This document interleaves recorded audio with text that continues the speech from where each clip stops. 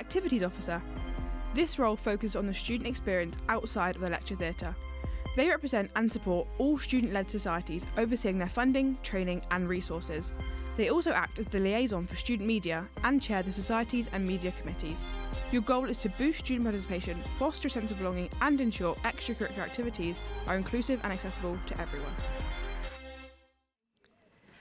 My name is Saffron Larmer and today I will be interviewing Harry Groom for Activities Officer. So, hi Harry. Hello. In your manifesto you mention independence and autonomy for student groups. Can you expand on this bit using an example of why this independence is so important?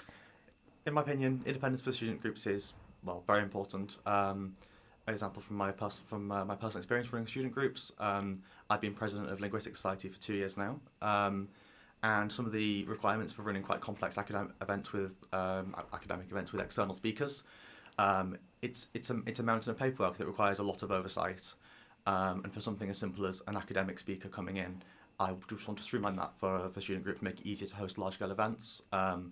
Obviously, I come from a very academic, educational society background. I serve on the Societies Committee, representing academic and educational societies, so I kind of come from that side. But this also applies to things like sports groups with external visitors. You may want it to be easier to get groups to invite them in, and I really want to give groups the autonomy to do that, rather than going through five or six different processes in order to do something as simple as have somebody on campus for an event. Brilliant. And how would you achieve fair funding for society, something else that you line out in your manifesto? This is again something from my personal experience. I am also president of Bridge Society, the card game for reference, and some of the equipment for that is extraordinarily expensive. We are a very small society, we don't have the resources to do that. I've talked to a lot of other student groups who are in a very similar position.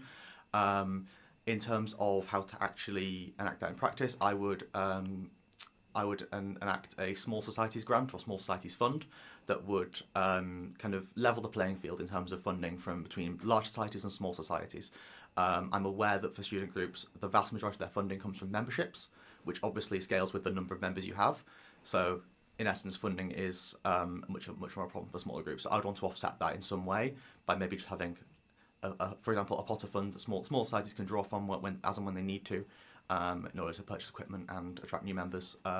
Because one of the reasons I applied to York and why I came here as a student was because of the vast variety of student groups. I want to continue that for other prospective and existing students. Brilliant. And how would you use your role as Activities Officer to empower students?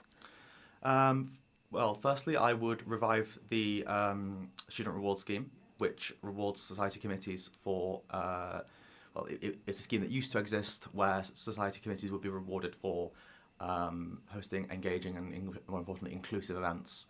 I'd also try to get more students to run for society committee positions as Activities Officer. That, for example, for me has been huge for my own personal development and my own, not even just career prospects, but personally as a person, I think I've developed quite substantially by running things on student committees and being a leader. I'd like to empower more students to do the same. And if you were elected, how would your first 100 days look? I think they would look, well, you've read my manifesto. They would be pretty much identical to what's outlined in my manifesto, possibly with even more changes depending on what students may want. Absolutely. And how as well would you work to achieve better recognition for student groups?